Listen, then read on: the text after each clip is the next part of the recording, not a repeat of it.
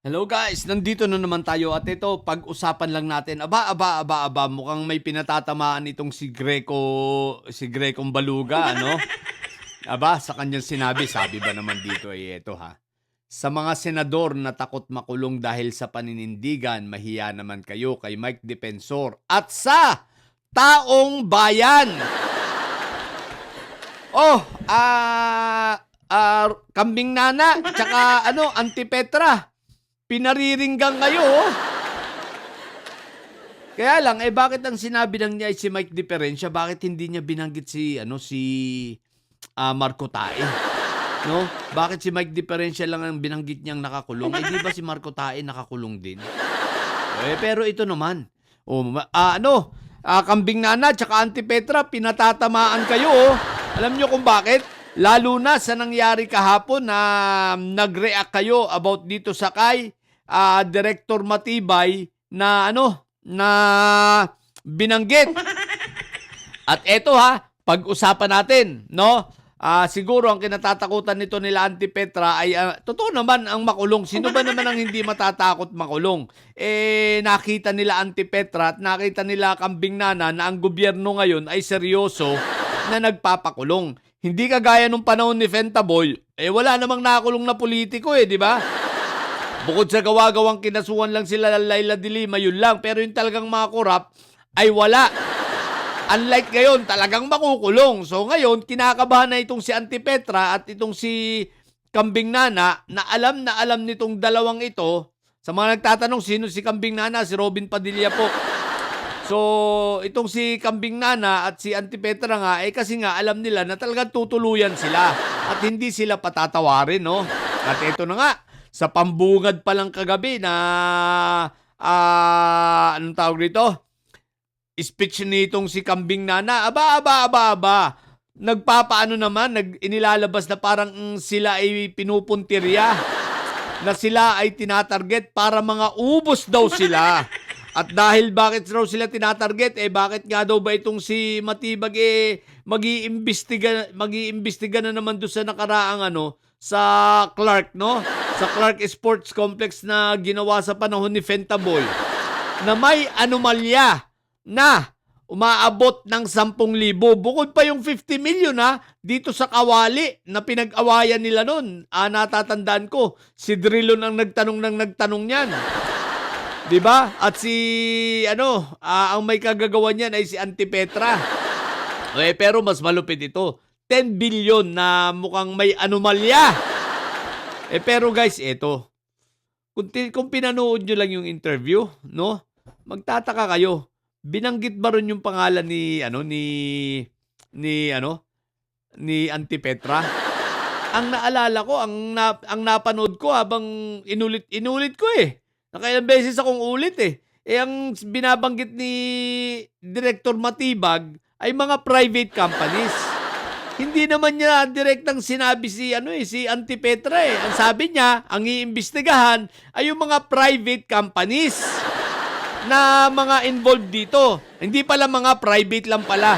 Kasi mukhang walang bidding itong nangyari at isang kontraktor lang. Di ba? Wala palang bidding na nangyari. So, dapat talagang imbestigahan. Ang problema, bakit ang pumalag, bakit ang umiyak si Auntie Petra? Kung wala ka naman tinatago, bakit ka naman iiyak?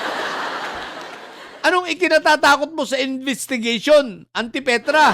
Kung ikaw ay walang kinalaman at itinatago, paano yan magiging intimidation? In the first place, hindi nang i-intimidate si Director Matibag. Talagang siya ay gumagawa lang ng trabaho niya. At dapat niya yung gawin. Dahil ba porque may nalaman na ganyan?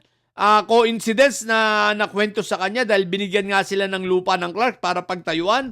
Coincidence tapos dahil sa nagtatrial, impeachment trial, hindi na siya mag-iimbestiga? Ano ka, siraulo? Anong pakialam mo sa executive? Mag-iimbestiga ang executive department sa kahit anong oras, kahit anong araw na gusto nila. Kaya walang pakialaman na.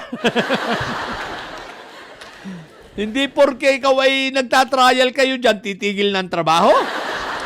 Tapos sasabihin ninyo, ini-intimidate. Kayo nga itong nangi-intimidate ngayon 'Di ba? Sasabihin ninyo na bumawi lang dahil hindi natuloy sa Bangkok.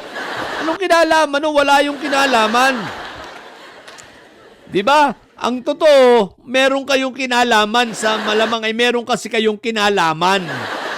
Bakit? Kung wala naman kayong involvement dyan, wala kayong tinatago, ano ikakatakot ninyo? Bakit nyo ituturing na intimidation ang bagay na yan, ang investigation, kung wala naman kayong itinatago, kung kayo naman ay malinis, di ba? O bakit magiging intimidation yan? Itong dalawang ito, nagtumbay na, nagtulong na si dalawang siraulong kawatano, parehas naman bobo, di ba? Mga lower rank lawyer. Anyway guys, baka akala ninyo itong dalawang ito ay nag-practice ng litigation. Mukhang hindi naman nag-practice ang mga hindi yan litigation lawyer. Kaya pagkatapos diyan pumasa nga sa bar pero hindi naman nag-practice. Kaya ganyan yung mga yan, Ngayon sisisihin ninyo si Batibag, sasabihin nyo ini-intimidate kayo, Kung walang tinatago, walang dapat ikatakot. Di ba? Bakit na ba kayo matatakot kung walang tinatago? Ang totoo niyan, yan ay nagpapaiwa. Alam niyo ang kabubuan nito ni Auntie Petra at saka nito ni Kambing Nana. Yung mga pinagsasabi nila kahapon, ito ay projection lamang ng isang leader, isang mga senador na mukhang maraming anomalya. Bakit? Nagiging defensive. Dapat kung hindi ka defensive, wala kang tinatago, ang lagi mong sinasabi, welcome.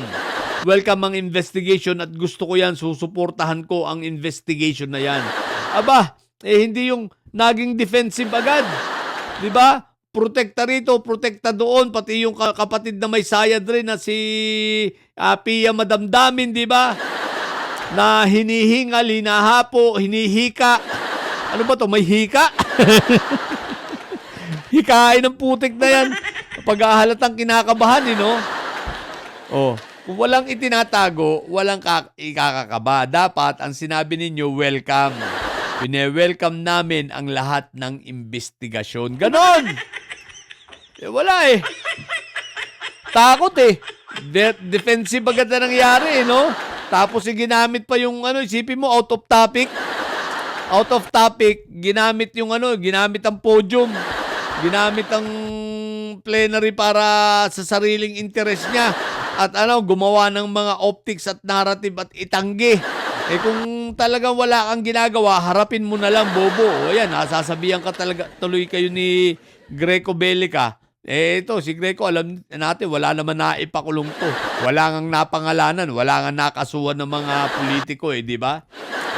Kaya huwag ka mag-alala, Auntie Petra, balang araw, darating ang panahon, magsusuot ka na rin ng kulay orange. Si Robin, sanay na yan. Mga nakatago pa yung uniforme niya. Sabi niya, tinago na, kinip niya talaga yun. Dahil alam niya, magagamit pa niya pang extra. Kasi pag dalawa lang ang issue ata sa loob, at least may extra daw siya. Sige na. Yun lang. Sa mga bobong didilis at may sadya na nyo, ang tatay nyo ay preso, ang BP nyo ay bobo. Manatili kayo mga bobo at may sadya. Sapagkat ang may sadya ay laging high blood. Bye! Ang aga-aga, what the heck?